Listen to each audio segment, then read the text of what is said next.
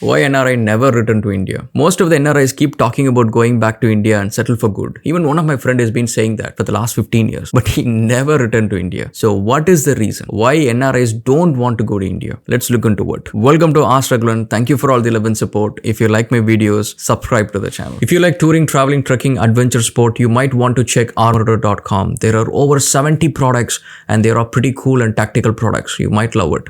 Check it out. So why is this NRIs who keep saying that India is great, their hometown is the best, they love meeting their friends and relatives, but still they don't go to India and settle there for good? So what is that's stopping them from going to India? Let's look at some of those things. So first foremost reason, like once you settle down in any of these countries, and I'm in Australia for the last 15 years, what you get used to it on a daily basis is proper civic sense. So such as, let's say if you go to any government office and people will stand in queue, people don't rush through, people don't really bypass the queue line, people are polite, everyone have to talk politely. And the second thing is like people don't spit unless and until they are friends from our North India. They don't spit and they don't throw garbage. They don't shout loudly. They don't play loud music. People mind their own business. They don't come and mind your business. On top of it, like even when you drive, people drive with low beams. They don't drive with high beams, and they are very patient and they don't really honk. If it's a traffic jam or something, people patiently wait in the queue. And so the traffic is ruly, and the cities are clean, and the roads are without potholes, and the government offices and railway stations and everywhere you see proper queues, and people use proper civic sense. And when you get used to the civic sense, when you visit India and you're planning to settle down in India, it is going to be too hard for you to mingle back again without civic sense. So that is one biggest turn off why NRIs don't go to India and settle down. And this video, guys, I'm just being very blunt and honest. I'm not going to sugarcoat it. I'm not talking about any patriotism here. I'm an Indian. I'm just giving my honest opinion on this. Okay, if you get offended, that's basically truth. And the second thing is like governments. Governments are the biggest letdown for people to go back to India. Let's say, for example, the way the governments work here, if Indian government works in the same way, your state and union government, don't say that this state and that state, everyone is the same thing. If they work in the same way, that they don't harass you, they don't ask for bribe in every nook and corner, and they don't do their job properly, and on top of it, they act as if like they are God and as if we are peasants. If the government doesn't do all of these things, people, I think most of the Indians would definitely will go back, because there are other issues, but this is the major issue. Because here, let's say the process works. Either you be a billionaire or be a homeless person. You both have to follow the same exact process. If there is a reason that you have to go to the government office for like getting a driver's license, there is no bypassing. Just because you are a celebrity, just because you're a billionaire. In India, I don't think any billionaire goes and drives to get a driving license. They probably pay it and get it off. But here it doesn't work. You have to do it. So now what happens is people believe in the process, because the process is not corrupted and process doesn't give you any shortcuts. So people don't think about shortcuts. People always think that, okay, this is a process, let me follow it. Not even an option to even think and do it, because because it's a waste of time, because it's not going to work. There is no shortcuts. So now such a straightforward system, there is no low level corruption. There is a higher level corruption, but no low level corruption. So with that in place, it's much easier to deal with any government agency within Australia, for example. So that means like you don't have to wait in too many queues and ask you to fill 100 forms and keep making you wait here, there and stuff. People take responsibility. People are a little accountable towards their job, and they tend to resolve things. And almost in my all 15 years, whenever people think that,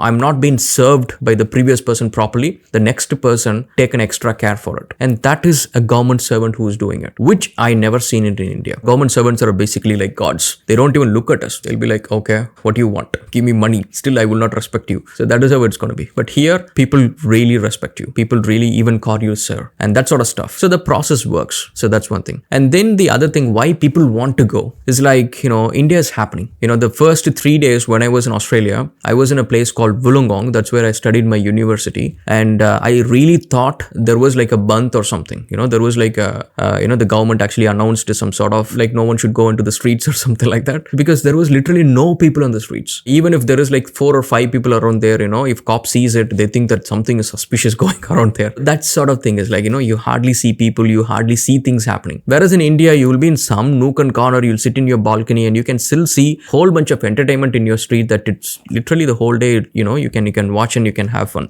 You can go to beach and you can go to shopping center at any time. Almost India is actually open for business for 24/7. But here, 5 o'clock, everyone shuts things and they go home. I think even criminals in Australia, they don't actually rob after 5 p.m. or on weekends. Yeah, it's pretty laid back. So here, it's like, it's very monotonous. I mean, like nothing goes out of the line. So you go to office in the same time, same bus, same train, and and everything works perfectly. And then you go back and you work and come back, pay a lot of tax, but still everything works. And so nothing changes. Without a change, without any eccentricity, without any chaos, which we got used to in India, we find as if it is very monotonous. We get very bored. So that is one reason why people want to go back to India, because you cannot break the rhythm even if you want it.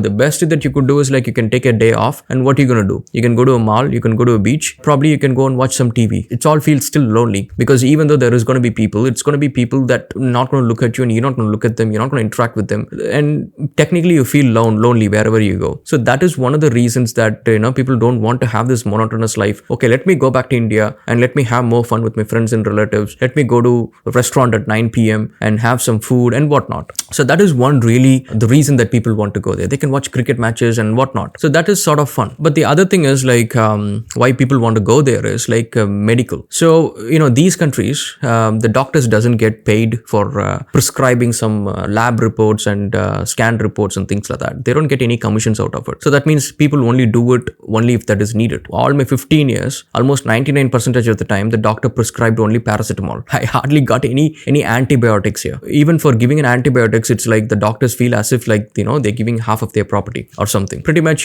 that's been the positive side, where there is no malpractices or people doing this for money or anything. People just a job. Any doctor is basically doing a job. But the downside of that is like, if there is a serious issue and if you're in pain, you don't have shortcuts. You don't have an option to bypass the queue. You have to go through the queue, and that queue is going to be 6 months long. So that means, let's say if you got a kidney stone, you cannot go to a urologist or directly. So you cannot go to a kidney specialist directly. Like in India, we can do it straight away in the same day. Whereas here, you have to wait for 6 months, because you have to go to a general practitioner that's like an MBBS doctor who will prescribe some test and things like that, and he will check whether this is the case that we have to send it to a specialist. Then he gives a referral to a specialist, and then you have to wait for another 4-5 months to get to see the specialist, and then the specialist will give you another set of reports and things that you have to do it, and then after that another 6 months, and then he finds out, yes, you have a kidney stone and it needs to be removed, and he agrees to it. That is almost like a year gone, and then he schedules a surgery for it, and that will take another year. And by the time, like, most people would have passed away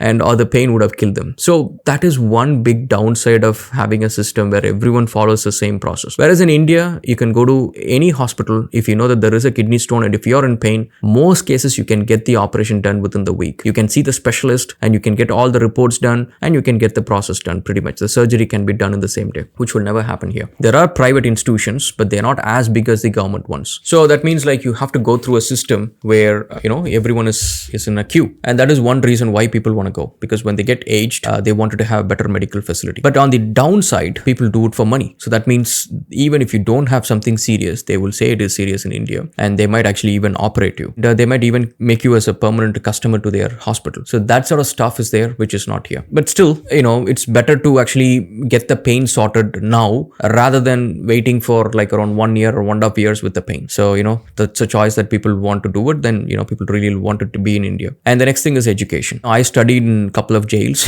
Doesn't mean it's a proper jail. It's a school. Schools in India are proper jails. And I think probably jails would have been much better. Of course, yeah, I think because the jails doesn't have option to study. You don't have to clear exams or anything like that. But similar environment, the schools are not enjoyable. Schools are not a place where you are curious. Schools are a place where you are allowed to ask questions. Unfortunate, right? And schools are not a place where you enjoy studying. You actually start hate studying after you finish your school. So that is how the schools are there. Whereas here, it starts at 9 o'clock and then it finishes at 2:30, and then there is a 1 hour lunch, and then couple of interval breaks, and then 1 hour or 2 hour of play period. Now imagine, like, what is the time that you spend for studying? And kids do love this one. The downside is like they're not going to study too much, but I think that is okay, because in India we study too much, but we don't understand anything. Whereas here, you might actually study little, but the exams are open book exam. That means like, if you don't know the syllabus, you will fail. Any student who passes in India by mugging up things, that means he would have remember every page in the book. That guy will fail an exam here. The guy who passed exam here, who understands like how an open book exams, who understand the concepts and theories, who can actually go and do any job in his, basically whatever he studied, he can apply it. The guy who cleared our,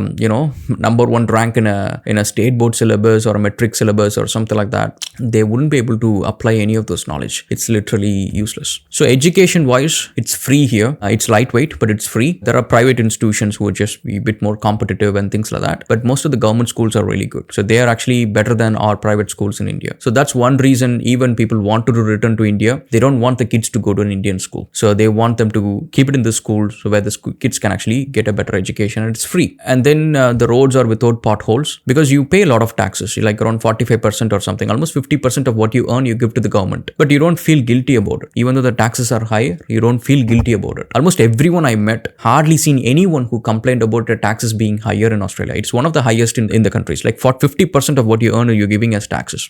The reason being is the government functions properly. Everything. There is no power blackout and the water is actually safe to drink. The Sydney water is the water which I drink from my kitchen tap. You don't actually buy water. Like you don't buy a separate water for drinking. So the water I use for bathing, the water I drink is exactly the same water. That's the same water we use in washing as well. So that means the water is drinkable and it's actually safe without any chemicals and things like that. So yeah, so you summarize all these things. Now you know that the tax that you pay for the government is not harassing you. Government is not asking for corruption, and every system that you can operate it online other than license and things like that, everything you can do it online. Renew your passport, you can do it online, and paying for your water bill, electricity bill, everything you can pay it online. So you don't have to go and wait in a queue, you don't have to go and meet someone, you definitely don't have to do all that sort of stuff. It's convenience. On top of it, the roads are clean, the air is clean, everyone is actually using proper civic sense while they drive. So even though it is monotonous, even though it is boring, it works perfectly. It is something that you will not be able to get it in India and which annoys you. So I think that is one of the reasons, that many of those reasons why NRIs, will still miss India, will still love to come to India, love to have a life there, wanted to continue their old life from the past, but they will never do it because they will not be able to accommodate to a place with no civic sense and everything is corrupted. And the biggest downfall, the letdown is the government agencies, which basically harasses you. Everything that you have to pay corruption, everything is you have to pay bribe, and nothing works is even after that. That's the coolest part. Okay, so I might have offended you, but that's because that's the truth. Okay, thanks guys and cheers.